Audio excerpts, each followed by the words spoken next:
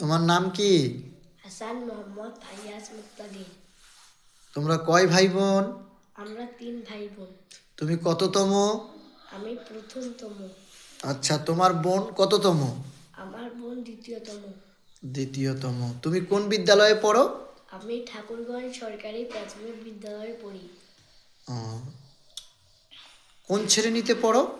আমি 5ম শ্রেণীতে পড়ি। আচ্ছা, তোমার রোল নম্বর কত? আমার রোল নম্বর 1।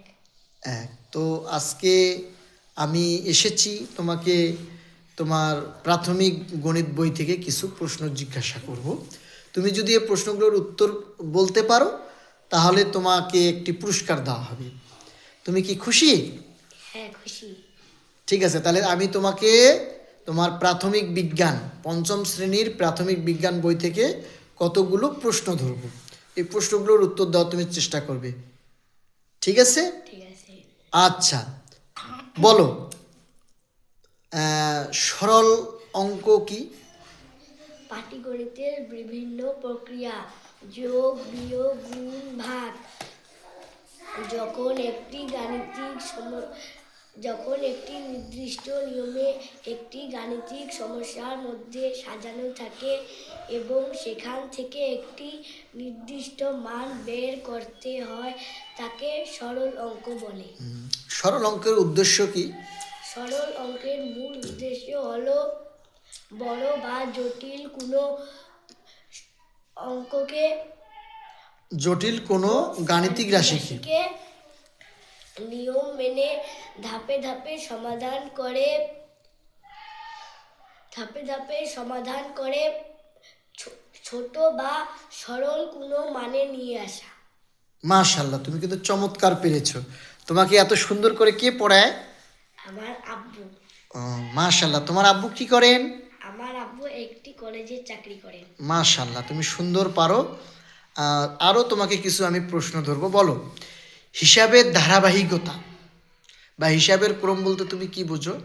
হিসাবের ধারাবাহিকতা বা হিসাবের ক্রম মূলত সরল অঙ্ক করার নিয়মাবলী শেখায়। নিয়মাবলী শেখায়।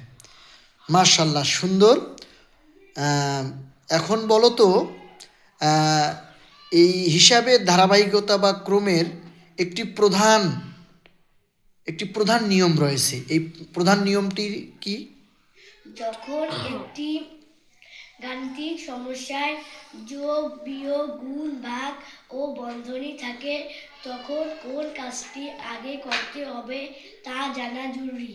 এখানে প্রধান নিয়মটি হলো বোর্ডম্যাচ, বন্ধনী এর ভাগ, গুণ, যোগ, বিয়োগ নীতি। মাশাআল্লাহ, তুমি খুব সুন্দর পেরেছো। তোমাকে আরও আমি কিছু প্রশ্ন ধরতে চাই, যেটা তুমি রাজি আছো তো? হ্যাঁ। মাশাআল্লাহ, তুমি বলো তো স্থানীয় মান কাকে বলে? স্থানীয় মান? জি,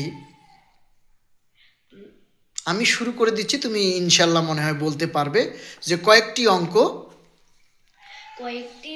পাশাপাশি বসলে কয়েকটি অঙ্ক পাশাপাশি লিখলে কোনো সার্থক অঙ্ক অবস্থা তার অবস্থানের জন্য যে সংখ্যা প্রকাশ করে তাকে ওই অঙ্কের স্থানীয় স্থানীয় মান বলে। হ্যাঁ, মাশাআল্লাহ, তুমি পড়েছো, তুমি ভালো পারতেছো। আর একটা মান ধরবে। এখন বলো তো স্বকীয় মান কাকে বলে? কয়েকটি অঙ্ক পাশাপাশি লিখে একটি অঙ্ক যদি আলাদাভাবে লিখলে যে মান প্রকাশ করে তাকে ওই অঙ্কের স্বকীয় মান বলে। মাশাআল্লাহ, তুমি কি বললে তাহলে? যে কোনো সংখ্যায় ব্যবহৃত কোনো সার্থক অঙ্ককে আলাদাভাবে লিখলে যে সংখ্যা প্রকাশ করে তাকে ওই অঙ্কের স্বকীয় মান বলে। সুন্দর পেরেছো, শুভকামনা তোমার জন্য, শুভকামনা রইল। তুমি কি গিফট প্রত্যাশা করতেছো? আমি আমি একটা সাইকেল প্রত্যাশা করতেছি।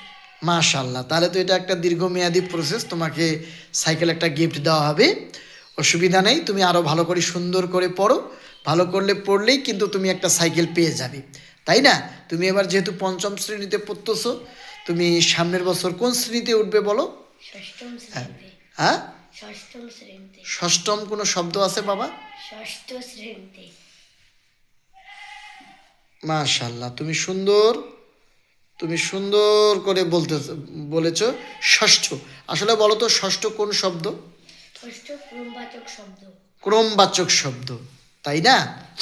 তারপরে তোমাকে আরো কিছু আমি এখন এখানে ধরবো, যেটা তোমার বই থেকে। তুমি কি কি এই পর্যন্ত শিখেছো তোমার বইয়ের? আমি ঐকিক নিয়ম শিখেছি। হ্যাঁ, ঐকিক নিয়ম থেকে তো তোমাকে আমি ধরলাম। তারপরে আর কি শিখেছো? হিসাবের ক্রম বা ধারাবাহিকতা। আর কি কি শিখেছো? আর ওই অধ্যায়ে তোমাদের কি আছে?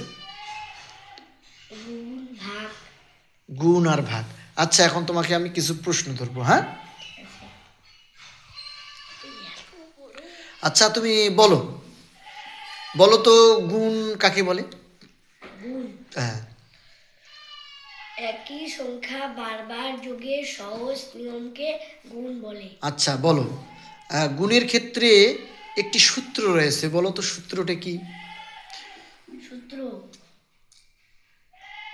গুণ্য সমান হ্যাঁ, গুণ্য সমান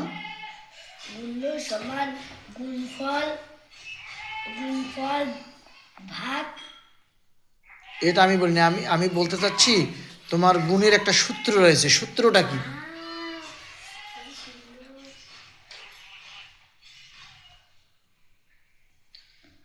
গুণফল সমান কি লেখা যায়? গুণফল সমান গুণ্য গুণ গুণক। গুণক। আমি যদি এবার গুণ্য বের করতে চাই, গুণ্য নির্ণয় সূত্র? গুণ্য সমান গুণফল ভাগ গুণক।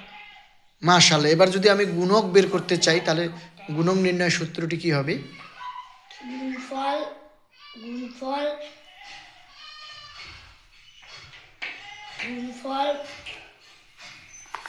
ভাগ গুণ্য। মাশাআল্লাহ, সুন্দর পেরেছো। তাহলে আমরা বলতে পারি কি, তাহলে গুণ হলো যোগের সহজ সহজ নিয়ম বা সংক্ষিপ্ত রূপ। বুঝতে পারছো? যেমন গুণ হলো যে যোগের সংক্ষিপ্ত রূপ, এটা একটা উদাহরণ দিতে পারবে? একটা উদাহরণ দাও তো দেখি, যে কিভাবে সংক্ষিপ্ত রূপ হলো। যেমন 5টা 4 যোগ করলে 20 হয়। এটা আমরা সংক্ষেপে কিভাবে দেখাতে পারি? 4 5 20। হ্যাঁ, 4 গুণ 5।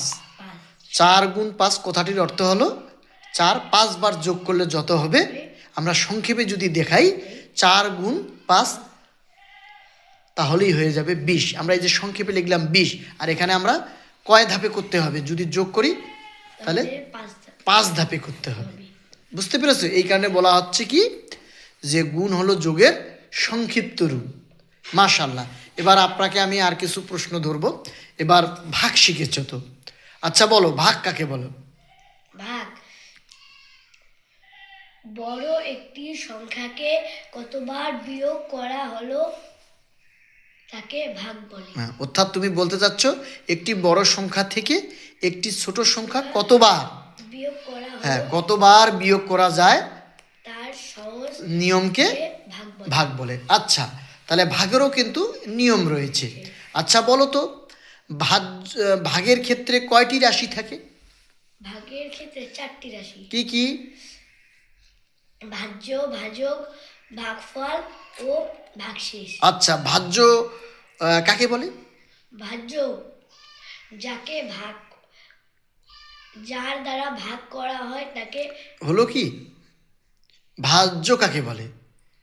ভাজ্য। হ্যাঁ, যেমন আমি স্পষ্ট করে বলি, 25 ভাগ 5। এখানে আমরা 25কে কি বলতে পারি? ভাজ্য। ভাজ্য। তাহলে আর 5কে? ভাজক। আর আমরা কি পাবো?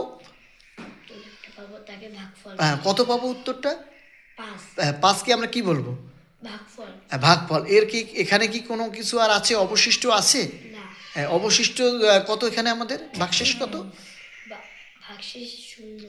মাশাআল্লাহ, তাহলে আমরা কি বলতে পারি, যে সংখ্যাকে বলো, যে সংখ্যাকে ভাগ করা হয় তাকে ভাজ্য বলে। আর ভাজক? যার দ্বারা ভাগ করা হয় তাকে ভাজক। অর্থাৎ যে সংখ্যা দ্বারা বা যে সংখ্যা দিয়ে ভাগ করা হয় তাকে ভাজক বলে। মাশাআল্লাহ। আর ভাগফল? ভাগফল, ভাগ করে যে ফল পাওয়া যায় তাকে ভাগফল বলে। মাশাআল্লাহ, তুমি খুব সুন্দর পেরেছো। তুমি সুন্দর করে পড়াশোনা করো। তারপরে এখন তুমি বলো তো শুনি, ভাগশেষ কাকে বলে? ভাগশেষ, ভাগ করার পর যা অবশিষ্ট থাকে তাকে ভাগশেষ বলে। হ্যাঁ, তাহলে এখন আমরা ভাজ্য নির্ণয়ের একটা সূত্র বলতে পারি। ভাজ্য সমান সমান কি বলো তো? ভাজ্য সমান সমান ভাজক, ভাজক গুণ ভাগফল সমান ভাগফল যোগ ভাগশেষ হলো, সমান আর তো থাকবে না। তাহলে ভাজ্য সমান আমরা বলতে পারি ভাজক ভাজক গুণ গুণ ভাগফল যোগ ভাগশেষ। মাশাআল্লাহ, তাহলে ভাজ্য সমান ভাজ্য সমান ভাজক গুণ ভাগফল যোগ ভাগশেষ। ধন্যবাদ, তুমি সুন্দর পেরেছো। আমি তোমার উত্তরোত্তর মঙ্গল কামনা করি। জীবনে তুমি অনেক বড় হও, এবং তুমি যেভাবে উত্তরগুলো পেরেছো আমি মনে করি তুমি অনেক বড় হবে, এই প্রত্যাশা আমি করি। তোমার কি মনে হয় তুমি জীবনে ভালো কিছু করতে পারবে? জি। তুমি আরও সুন্দর করে পড়বে। আজকে যে সুন্দর করে পড়েছো এতে আমি খুশি। তুমি আবার সুন্দর করে মনোযোগ দাও। মনোযোগ দিতে পারলেই তুমি অনেক কিছু করতে পারবে, এই প্রত্যাশা রেখে আমি আজকেই তোমার এখানে শেষ করলাম। ভালো থেকো। আসসালামু আলাইকুম। ওয়ালাইকুম